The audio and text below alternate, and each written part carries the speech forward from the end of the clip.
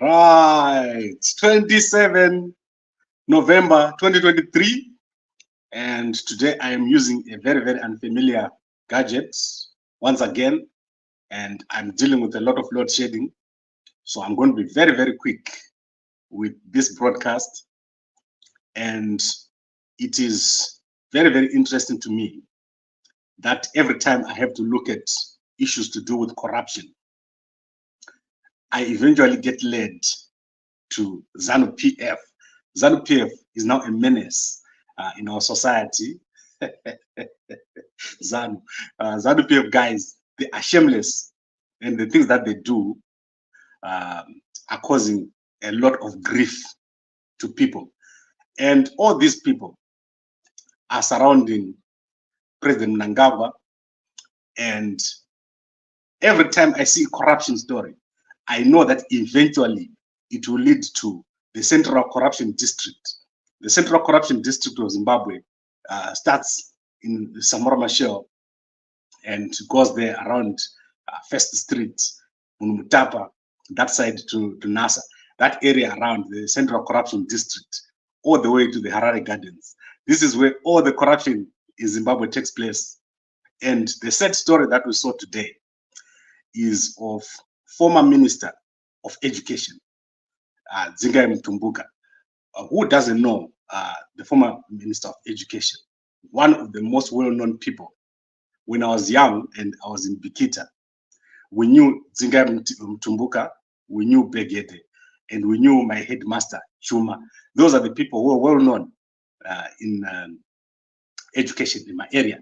Even though we didn't have a TV or a newspaper, we knew these people because they are people that set up our education structure. But the sad story that happened is the people who are stealing from former Minister Mutumbuka are ZANU-PF people, and they are close to the presidium. I want to start by showing you a picture because I don't like to talk without showing. So look at this picture. Right, that is General Chiwenga there at the center, and that guy next to the Chinese guy, that is Harrison Marange. That is the guy who bought the house that belongs to former Minister Mutumbuka. And the problem that we have is, if you dig deeper into what is happening with this house, it is linked to the factional fighting within ZANU-PF. And it's unfortunate that the former minister, who is quite an elderly person, is now being dragged into all these issues. And this is purely factional fighting. And Harrison, the guy who bought the house of former minister Mutumbuka, is a big business partner of Terence Mkupe. And you remember last week, I've been talking to you about how Terence Mkupe is being punished for his allegiance to General Chiwenga. And now I'm even showing you the people that are involved in this whole story. And if I show you that picture again, if you look on the extreme left, you will see that there's Frank Buyanga. Frank Buyanga is standing on the extreme left, and everyone in that picture is involved, including the ladies that are involved in the issues to do with Mary Chiwenga. So the people that are taking the house of former minister Mutumbuka, they are completely ZANU-PF people, they are well-connected people, and they are doing this with impunity. They are doing this with impunity because corruption is now factionalized in ZANU-PF. There is a plan to let me just look at this comment first before I laugh. I suppose your plans to relocate to Zimbabwe have been put on ice. The way you talk about ZANU-PF, not good, a good move. Okay, Gizani, let me explain something to you. I dealt with the most dangerous person on earth, Mugabe, before the transition itself, or before the coup. So if you see me here, I'm totally comfortable in my skin, and I know what is going to happen. I know what is going to happen to ED, and I know it's because I've got certain information that I have from my I will explain to you one day what is going to happen to ED, but it's going to happen before anything happens to me. So anyway, let's continue. What I was saying is the people who are involved in corruption in Zimbabwe, it's people heavily connected to the two factions of ZANU-PF. And the issues that you see coming out in the public domain, it's a fight between the Mnangagwa faction and the Chiwenga faction. And what you're seeing now, the Chiwenga guys are being annihilated. So the people that you saw here, they're going to be taken to jail, they're going to be arrested, but only because it now suits the people that sit in Harare to act. The minister, the former minister, Mutumbuka, has been fighting this issue since 2021. And nothing has happened. There's been no assistance. He's been doing it by himself, going to courts and struggling to get any attention. But now that there's a big fight within ZANU-PF, his issue obviously is going to get attention. But it's only a temporary reprieve. The guys in ZANU-PF, they know only one thing, which is to steal. And they steal land. There's still a lot of land. So let me take you through this team of Harrison Marange. So the other people who are involved in this case, the people at the title deeds office, lawyers, there are some very, very dirty and shady lawyers in Harare. I'm going to be exposing a few lawyers right now, not today, but soon. I'm going to be exposing some very, very dirty lawyers who are involved in land deals in Harare. These things don't happen in isolation. But everybody, every single lawyer that you see that is involved in these dirty deals is linked somehow to ZANU-PF. And the guys that are in the deeds office, the ones that are arrested, are only the ones that are not linked to a certain faction. So I've been in the Harare area a few years ago, in fact a year or so ago, dealing with the movement of a property. It's clear that corruption is rampant. Things are being controlled as way back so almost everything that happens, you can link it back to the president's office. There is so much connection and control over files. Which file is doing what within the deeds office? There is no way that a case like this could happen without the president knowing about it. And to see that Mutumbuka, the former minister Mutumbuka, was treated in this way, it's clear that ED did not want to act because he knew that the guys who were doing this thing were somehow linked to the Chiwenga faction. He wanted to just give them space and he didn't want to act on it. He's only acting now because things have gotten really bad. And when I say things have gotten bad in ZANU-PF, let me explain to you what is happening. There's been multiple suspensions this week of ZANU-PF people around the Midlands and the surrounding areas, Kwekwe, Gokwe, and so forth. So if you look at people like Wajgajena, they have been suspended. Yesterday, or a few days ago, the First Lady was unable to fill even a combi to attend a function because the Chiwenga aligned faction people stopped people from going to a rally. So there's massive factions running ZANU-PF. And all these things that you're seeing here, they are related to factionalism within ZANU-PF and corruption, which is factionalized. There is a number of factions within ZANU-PF. So let's go back to the issue of former Minister Mutumbuka. He's now an elderly person. He is now looking to be on pension. And they have dispossessed him of his property, dispossessed him through people at the deeds office, lawyers, and people like Harrison. So if you look at Harrison, he's not an innocent party here. He is part of the system. As I said, he's related to, he's a business partner of Terence Mkupe. He's most likely in the Chiwenga faction. If you look at the guys who are getting worked right now, they're in the Chiwenga faction. If you also look at the previous history of these guys, they've previously been in trouble with Emma after trying to develop at Donnybrook Stadium at a wetland. So these are not normal people. These are people that get away with stuff. They are corrupt in their everyday dealings. So the guy who bought Zinga Mutumbuka's house, he is not an innocent bystander or a victim. He is actually part of the people that are orchestrating these kind of things, taking the house, blocking the house from entry, preventing people from collecting rentals, and eventually changing title deeds without going through a process. And if you look at the judge who has just resigned, Justice Shinamora, I think, he's the one who gave the order for Zinga Mutumbuka to leave the house and give it to Harrison. So you see what I'm talking about here. These are not ordinary people. ZANU-PF likes to dispossess people of their properties. And as I said, I'm going to be exposing a few people very, very soon who are involved in this kind of thing. There is a lot of this happening.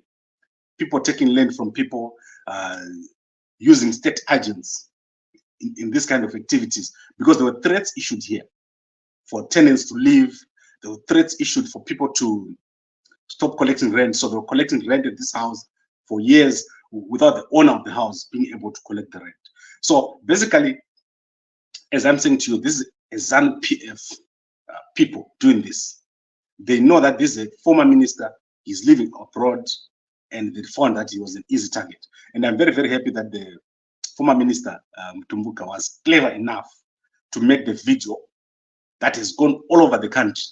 And in this video, he describes what happened to his house. So if you go to Gambako YouTube channel, you'll be able to see the video there of Zinga Mutumbuka describing what happened to his house.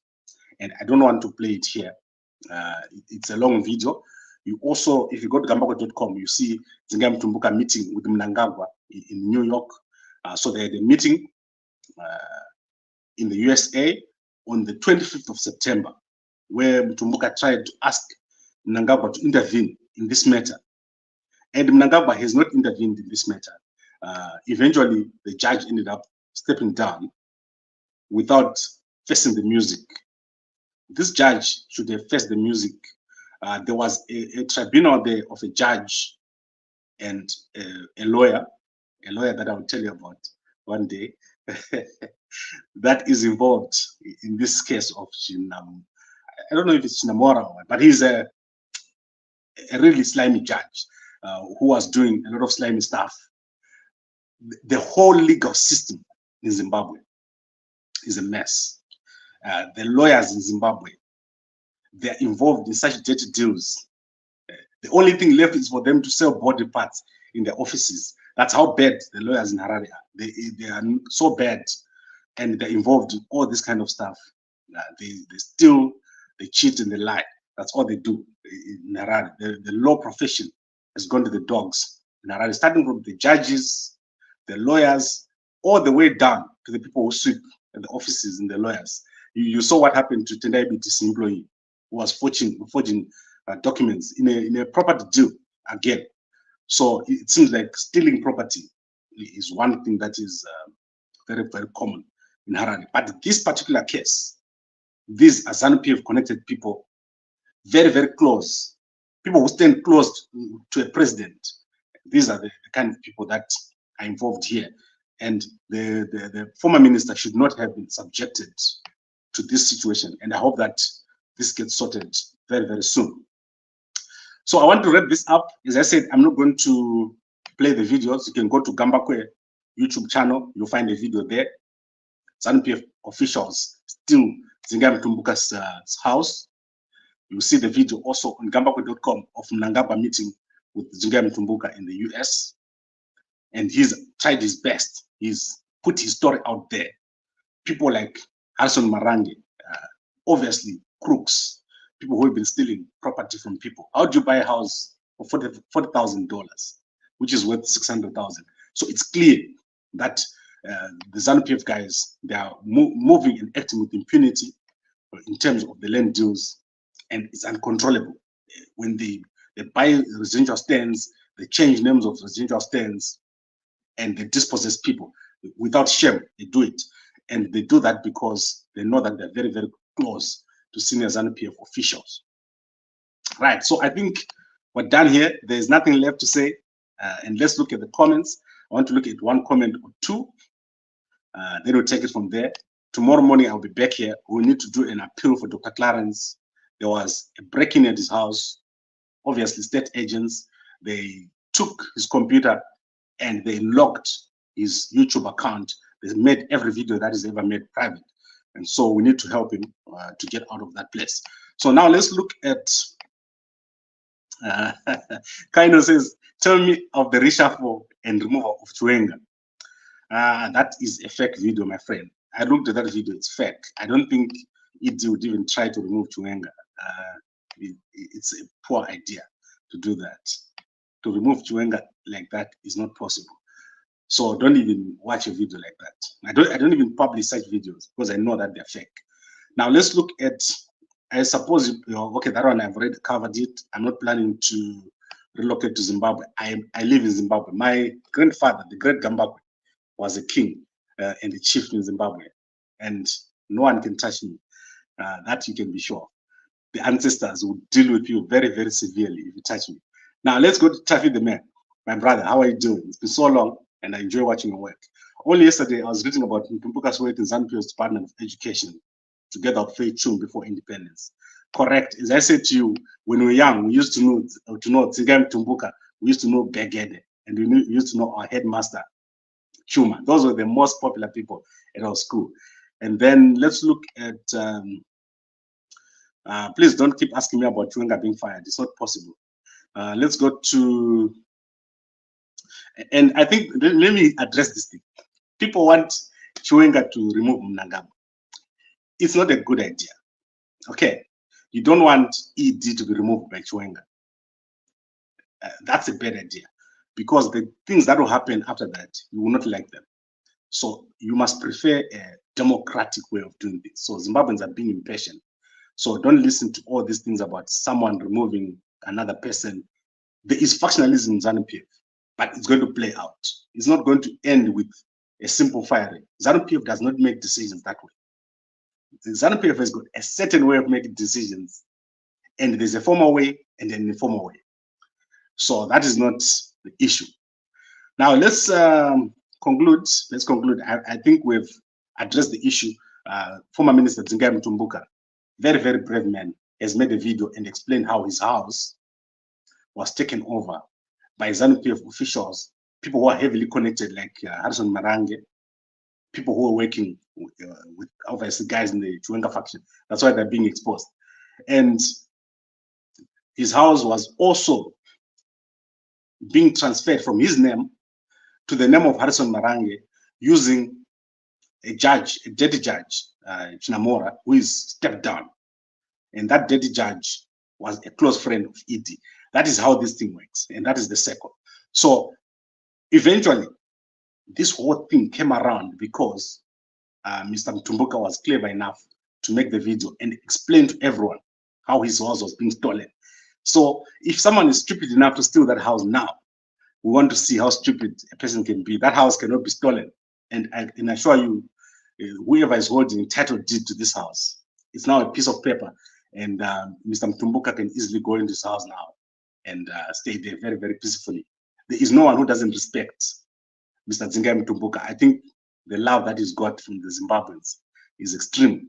And let me tell you about the love that the proper people have for these original ministers.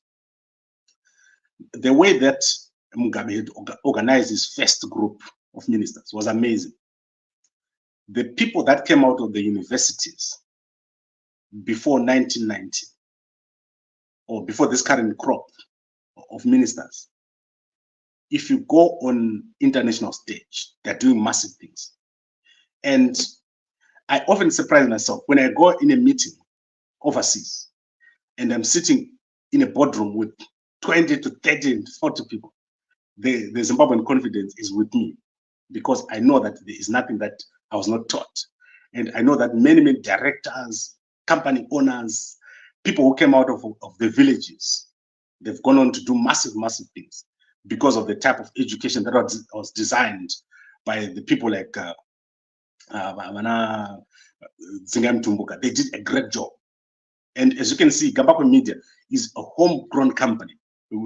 I've never gone anywhere. I've never done anything except with the knowledge that we got from Zimbabwe. So give the props to our old guys. They did a great job. And to be treated this way by the ZANU-PF government, it's a shame. And also for ED to just let this kind of thing happen. It's really, really shameful, because ED knew about this case for over 2 years. And he let Mutumbuka go into the courts to deal with this issue, instead of dealing with the people that are stealing under his nose. He just left them. And this is something that must be put to a stop. You know how the guys are behaving. Guys from the president's office, they need to be brought into line. They are getting out of hand now, because they're involved in all these deals of changing names. They know exactly everything that is happening at the deeds office. There is nothing that happens there that they don't know. Every single company that is formed there, they first of all check who is the director there. So how can they not know when a minister's house is being sold, and being sold for $40,000? So it's a terrible, terrible thing to happen. And it's a shameful thing that these factional fights in ZANU-PF are the only way to solve an issue. So thank you very much for watching. And I think this is done. Please go and watch the video if you haven't seen it already. Go to Gambako YouTube channel. Mutumbuka is probably trending today. It's not a new story. It's only that now he has made that video, and the video has gotten to the right hands. So it's going to happen. His house is safe. Thank you very much, everyone, and good night.